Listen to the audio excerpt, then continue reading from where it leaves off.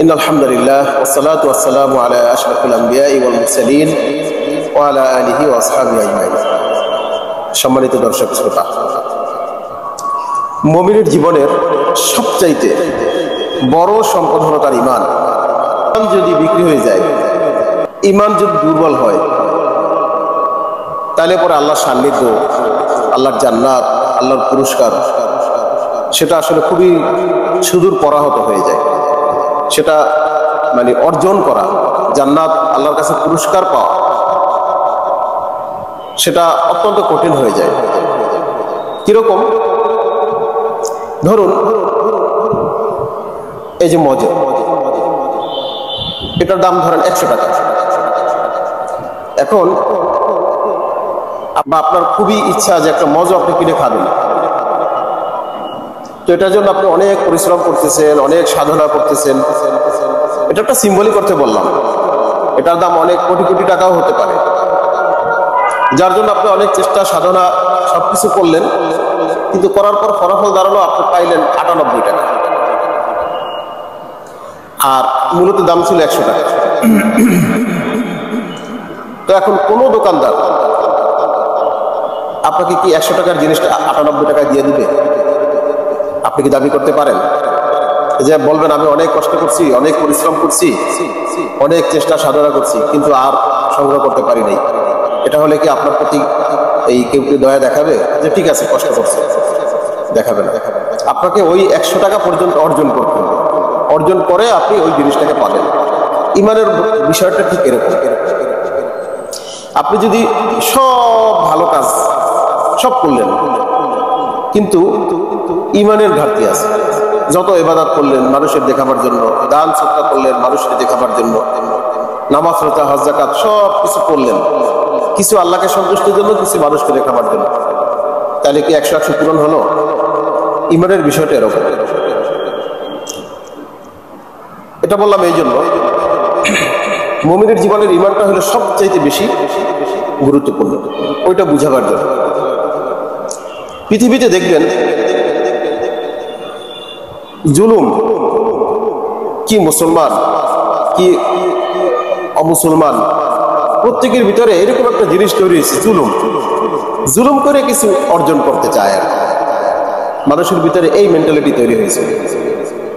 কিন্তু যারা জুলুম করে তারা কিন্তু এই জিনিসটা মনের অজান্তেই জানে না যে জুলুমের যে বৃক্ষটা, এই বৃক্ষর যে শিকড়, এই শিকড় থেকে কিন্তু ইনসাফ তৈরি হইতেছে আস্তে আস্তে।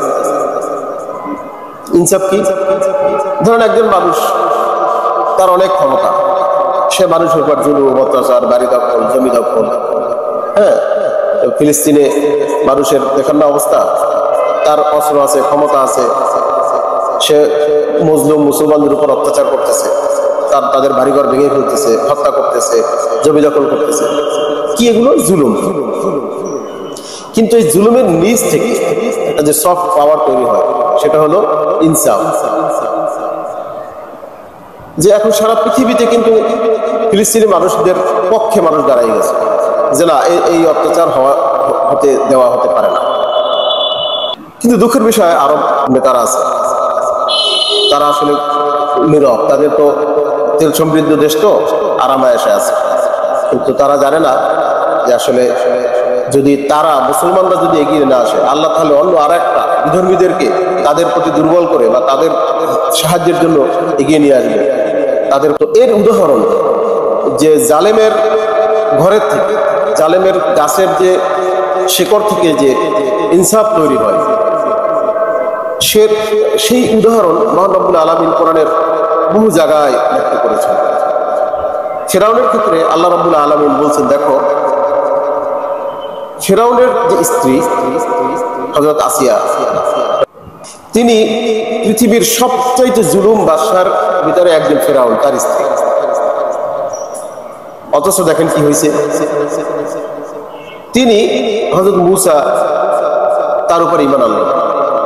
যখন মূসা আলাইহিস সালাম তার মুজিজা এটা প্রকাশ করার জন্য একটা প্রান্তর নির্বাচন করলো, মূসা আলাইহিস সালাম ফিরআউনকে দাওয়াত দিল, তখন মূসা আলাইহিস সালাম সেগুলোকে অস্বীকার করলো, তাকে বললো জাদুকর। তখন ওই যে প্রান্তরে গিয়ে বললো, ঠিক আছে আমারও এরকম জাদুকর আছে, তুমি আসো একটা মোকাবিলা করো। তো তার জাদুকররা সবাই আসলো। মানে ফেরাউন তাকে জিজ্ঞেস করছিল কে আগে করবে, কে আগে জাদু প্রদর্শন করবে। তখন ফেরাউন মুসা আলাইহিস সালাম বলল যে আপনার লোকদেরকে তাদের জাদু প্রদর্শন করতে বলুন, আর আমি আল্লাহর হুকুমে আল্লাহর এই মুজিজা সেটা আমি দেখাবো। তো ফেরাউন তার জাদুকরদের যে জাদু সেগুলো দেখাতে বলল। তারা লাঠি ছেড়ে দিল, রশি ছেড়ে দিল, অসংখ্য সাপ কিলবিল কিলবিল করতেছে। এর পরিপ্রেক্ষিতে আল্লাহ রাব্বুল আলামিন মুসাকে বলল, তোমার লাঠি ছেড়ে দাও। ক্বালা আলকিহা ইয়া মূসা ফালকাহা ফাইযা হিয়া হাইয়াতুন তাসা। মুসা লাঠি ছেড়ে দিল, বিশাল অজগর সাপ এগুলো সব খেয়ে দিল। কে হেরে গেল আর কে জিতলো? ফেরাউন হেরে গেল তার দলবল সহ, আর জিতে গেল কে? মহান রব্বুল আলামিনের নবী হযরত মূসা, সাইয়েদনা হযরত মূসা আলাইহিস সালাম। তো এই ঘটনা ফেরাউনের স্ত্রী জেনে গেল। সে জিজ্ঞেস করলো কে জিতলো, কে হারলো। তাকে বলা হলো যে হযরত মূসা এবং তার ভাই হারুন তারা বিজয় লাভ করছে। হযরত আসিয়া রাদিয়াল্লাহু তাআলা আনহা তিনি বললেন, আমি মূসা হারুন এদের উপর ঈমান আনলাম, আমি এক আল্লাহ বিশ্বাস করি। তো এই ঘটনা যখন ফেরাউনের কাছে তথ্য চলে গেল, ফেরাউন তার কি প্রতিক্রিয়া সেটা শুনুন। এর আগে শুনুন ফেরাউনের ট্রেজারার, তার কোষাধ্যক্ষ স্ত্রী, ফেরাউনের মেয়ে কন্যা, তার চুল আঁচড়াচ্ছিল, চুল।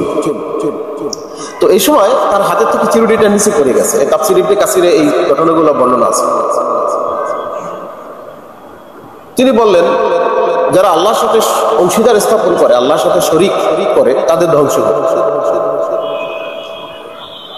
ফেরাউনের কন্যা জিজ্ঞেস করলো, কি বলো? আমার বাবা ছাড়া, ফেরাউন ছাড়া, ফেরাউন আসলে তাদের উপাধি, ফেরাউন নাম না, যে আমার বাবা ছাড়া কি আরো কোনো খোদা আছে? তুমি কি সেগুলো বিশ্বাস করো? তো ওই ট্রেজারারের স্ত্রী তিনি বলল, হ্যাঁ, তোমাকে যিনি সৃষ্টি করছেন, আমাকে যিনি সৃষ্টি করছেন সারা পৃথিবীর যিনি স্রষ্টা, আমি ওই আল্লাহকে বিশ্বাস করি। ফেরাউনের কন্যা বলতো, দাঁড়াও তোমাকে দেখাচ্ছি। তো সে কি করলো? বাবার কাছে সংবাদ পাঠালো, তথ্য দিল যে আপনার এই ট্রেজারারের স্ত্রী, সে আপনাকে খোদা বলে স্বীকার করে না। ফেরাউন তাকে জিজ্ঞেস করলো, তুমি কি তাই? আমার মেয়ে যা বললো ঘটনা কি সত্য? তিনি বললো, হ্যাঁ, আমি এক আল্লাহকে বিশ্বাস করি। আপনাকে যিনি সৃষ্টি করছেন, আমাকে যিনি সৃষ্টি করছেন, ওই আল্লাহ আমি বিশ্বাস করি। তাকে ধমকানো হলো, হুমকি দেওয়া হলো, কোনো কিছুতেই যখন সে ঈমানকে বিক্রি করলো না। আমার কিন্তু আজকের মূল টপিকটা ছিল ঈমান বিক্রির ব্যাপারে। মানুষেরা বড় বড় বুজুর্গ দেখা যায়, কিন্তু ঈমান বিক্রি করে শেষ। বড় আলেম হওয়া, বড় বুজুর্গ হওয়া, এটা আল্লাহর কাছে খুব বেশি মানে প্রয়োজন না, দরকার না। দরকার ঈমানের পথে বলিয়ান হওয়া, ইস্তেকামত থাকা। এই ব্যাপারে একদিন কথা বলবো। একজন বনী ইসরাইলের এক বিশাল বুজুর্গ ছিল, মুস্তাজাবুদ দাওয়া, এর ব্যাপারে আমি আলোচনা করবো। তো ফেরাউন তার কোষাধ্যক্ষের স্ত্রীকে মৃত্যুদণ্ডের আদেশ দিল। তার আগে তিনি বলল, দেখো, তুমি আমাকে খোদা স্বীকার করো, তুমি যে মূসা হারুনের প্রতি ঈমান আনছো সেটাকে তুমি ত্যাগ করো। তিনি বললেন, না, কিছুতেই না। ফেরাউন বলল, তোমার যে শিশু সন্তান আছে এদেরকে আমি হত্যা করব। তাদেরকে নিয়ে জ্বলন্ত ফুটন্ত তেলের কড়াইয়ের ভিতরে ছেড়ে দিল। তিনি কষ্ট পেলেন, প্রচন্ড কষ্ট পেলেন, কিন্তু তার ওই শিশু সন্তান তার মাকে বলল, মা, তুমি ঈমানের প্রতি অবিচল থাকো, ঈমান বিক্রি করো না। মা সেটা শুনতে পেলেন এবং প্রচন্ড ধৈর্যের সে পরীক্ষা দিল। এরপরে ফেরাউন জিজ্ঞেস করলো, তোমার এক সন্তানকে তো মৃত্যুদণ্ড দেওয়া হলো, হত্যা করা হলো। হত্যা তো তারা বলে না, যারা হত্যা করে তারা তো বলে না মনে করে সেটা ঠিক, তারা মনে করে মৃত্যুদণ্ড মানে অপরাধ করছে সেটা। তুমি কি এখন একটু বিবেচনা করবে? একথা বলতেছে এই জন্য তার ঘরের লোক, তার যে ট্রেজারার কোষাধ্যক্ষ, তার স্ত্রী, তার ঘরের লোক। ওই যে বললাম না, জুলুমের শিকড় থেকে ইনসাফ তৈরি হয়, অহাদানিয়াত তৈরি হয়, এই তো তৈরি হচ্ছে। আর ওদিকে স্ত্রী তো ইমান এনেই আছে। তিনি কি করলো, তার শিশু সন্তান, দ্বিতীয় সন্তানকেও ওই একই শাস্তি দিল, তাকে হত্যা করলো। এরপরে তাকে বললো, আল্লাহর প্রতি ঈমান আনছো, সেটা যদি এখন ত্যাগ করো তাহলে তোমার জীবনটাকে বাঁচিয়ে দেওয়া হবে। তিনি বললেন কখনো না। তিনি কিন্তু এক আল্লাহর প্রতি অবিচল থাকতো, ইমানের প্রতি অবিচল থাকতো। চাইলেই সে কম্প্রোমাইজ করতে পারত, চাইলেই সে বিক্রি হয়ে যেতে পারত। তিনি কিন্তু বিক্রি হননি। দুই শিশু সন্তানকে মায়ের সামনে যে হত্যা করা হলো, সন্তানরা মাকে যে ধৈর্য ধারণের উপদেশ দিয়ে গিয়েছিল, ইমানের প্রতি অবিচল থাকার কথা বলছিল, এই কথা হযরত আসিয়া রাদিয়াল্লাহু তাআলা আনহা তিনি কিন্তু শুনতে পেয়েছিলেন। তিনি আগে যে ঈমান আনছিলেন, এখন ঈমানের প্রতি তিনি আরো বলিয়ান হলেন। তো এখন ফেরাউন তার সভাসদদের ডেকে বলল, শোনো তো, আমার স্ত্রীর প্রতি তোমাদের কি ধারণা? সবাই তার প্রশংসা করে। পরে বলল যে দেখো, তিনি তো আমাকে খোদা বলে স্বীকার করে না, তিনি মুসা হারুন তাদের উপর ঈমান আনছে। এখন তারা সবাই বলল তাকে মৃত্যুদণ্ড দেন। কি বুঝলেন? এতক্ষণ বলছে যে সে অনেক ভালো, তার অনেক প্রশংসা করলো, ভূয়সী প্রশংসা করলো। যখন বলছে যে সে ঈমান আনছে, তখন তারা বললো যে তাকে মৃত্যুদণ্ড দেন, তাকে হত্যা করে দেন। তখন ফিরআউন বলল যে ঠিক আছে, পাথর সংগ্রহ করো, এই পাথর দিয়ে তাকে চাপা দিবা। তাকে রোদের ভিতরে ফেলে রাখা হলো হযরত আসিয়া রাদিয়াল্লাহু তাআলা আনহাকে। ফিরআউন তাকে বলল, দেখো, তুমি যদি এখনো আমাকে খোদা বলে স্বীকার করো তাহলে তুমি আমার স্ত্রী, আর যদি সেটা না করো তাহলে তোমাকে হত্যা করা হবে। তিনি কোনোভাবেই ঈমানের সাথে কম্প্রোমাইজ করলেন না। অথচ সেটা যদি তিনি করতেন তাহলে পৃথিবীর সবচেয়ে সুখী, সবচেয়ে আরাম আর আয়েশের জীবনযাপন করতে পারতেন। এতে কি আপনার আমাদের কোনো সন্দেহ আছে? সন্দেহ আছে এর ভিতরে? কোনো নেই। অথচ ঈমানের কাছে তিনি কি করলেন? নিজের জীবনের শখ, সুখ, সমৃদ্ধি, ঐশ্বর্য সব কিছু স্যাক্রিফাইস করলেন। আমার আপনার জীবনের সাথে একটু মিলাই না। আমরা ঈমানের কাছে কি আমাদের সুখ, সমৃদ্ধি, সুখ্যাতি, ঈমানের কাছে কি আমরা কম্প্রোমাইজ করতে পারবো? আমরা কি পারি? নাকি সামান্য কিছু টাকার বিনিময়, সামান্য কিছু লোভের বিনিময়, সামান্য কিছু ক্ষমতার বিনিময় আমরা অন্যের কাছে বিক্রি হয়ে যাই, টাকার কাছে বিক্রি হয়ে যাই, ঈমানকে বিক্রি করে দেই? আমাদের জীবনের সাথে এগুলো মিলাতে হবে তো। সেজন্য আল্লাহ বলছে, আল্লাহ কোরআনে এর উদাহরণ মিসাল তুলে ধরেছেন। দারাবাল্লাহু মাসালাল লিল্লাযিনা আমানু ইমরাতাু ফিরআউন ইয ক্বালাত রাব্বি ইবনি লি ইনদাকা বাইতান ফিল জান্নাতি ওয়া নাজ্জিনি মিন ফিরআউনা ওয়া আমালিহি ওয়া নাজ্জিনি মিনাল কওমিজ যালিমিন। হযরত আসিয়া রাদিয়াল্লাহু তাআলা আনহা কোনোভাবেই তিনি ঈমানের সাথে সমঝোতা, কম্প্রোমাইজ করল না। তাকে নির্যাতন করা হলো, অত্যাচার করা হলো, তাকে মৃত্যুদণ্ডের আদেশ দেওয়া হলো, তাকে লোহার প্যারাক হাতে পায়ে গেঁথে তাকে ওইভাবে রেখে দেওয়া হলো। ফেরাউন যে পাথর সংগ্রহ করতে বলছিল, ওই পাথর তাকে নিক্ষেপ করে মৃত্যুদণ্ড কার্যকর করবার আগেই আল্লাহ রাব্বুল আলামিন তার জীবন অবসান বা শাহাদাতের অমীয় সুধা তাকে পান করালেন। তো যখন তারা এই অত্যাচারগুলো করতেছিল, আল্লাহ রাব্বুল আলামিনের কাছে হযরত আসিয়া রাদিয়াল্লাহু তাআলা আনহা তিনি আবদার করলেন মহান রব্বুল আলামিনের কাছে। তিনি কি বললেন? রব্বি ইবনি লি ইনদাকা বাইতান ফিল জান্নাহ। রব্বুল আলামিন, তোমার কাছে আমার থাকার একটা সুন্দর ঘর বানিয়ে দিও।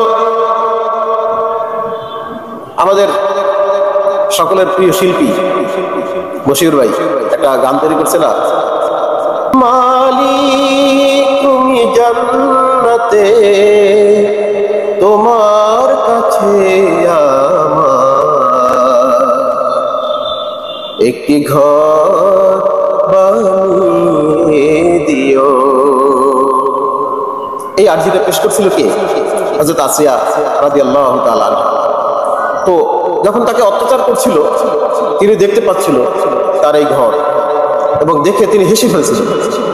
ফিরআউন এবং তার অত্যাচারীরা তার এটা দেখে, ফিরআউন বলতেছে, দেখছো পাগলের অবস্থা, দেখছো আমরা তাকে মৃত্যুর দিকে নিয়ে যাচ্ছি আর ও হাসতেছে। কিন্তু কেন হাসছে সেটা তো আর তিনি জানেন না। আল্লাহ রাব্বুল আলামিনের কাছে হযরত আসিয়া রাদিয়াল্লাহু তাআলা আনহা তিনি আরো প্রার্থনা করছিলেন, ওয়ানাজ্জিনি মিন ফিরআউনা ওয়া আমালিহি, রব্বুল আলামিন ফিরআউন এবং তার কর্মকাণ্ড থেকে আমাকে মুক্ত করুন। তিনি রব্বুল আলামিনের কাছে আরো প্রার্থনা করছিলেন, ওয়ানাজ্জিনি মিনাল কওমিজ যালিমিন, এবং আমি এই জালেমদের অন্তর্ভুক্ত না। ওরা যে জালেম করতেছে, ওরা যে জালিম, আমি কিন্তু এদের দলে না। অথচ তিনি কিন্তু হাতের ইশারা করলে অনেক কিছু হয়ে যেতে পারে, চাইলেই করতে পারে, কিন্তু সব কিছু তিনি পায়ে ঠেলে ইমানের পথ তিনি ধরলেন। আল্লাহ তাকে তার জান্নাতের সুসংবাদ দিলেন, দেখিয়ে দিলেন তার জান্নাত। তিনি হাসতে হাসতে শাহাদাত বরণ করলেন। তারা চাইছিল পাথর নিক্ষেপ করে তাকে আরো বেশি কষ্ট দিতে।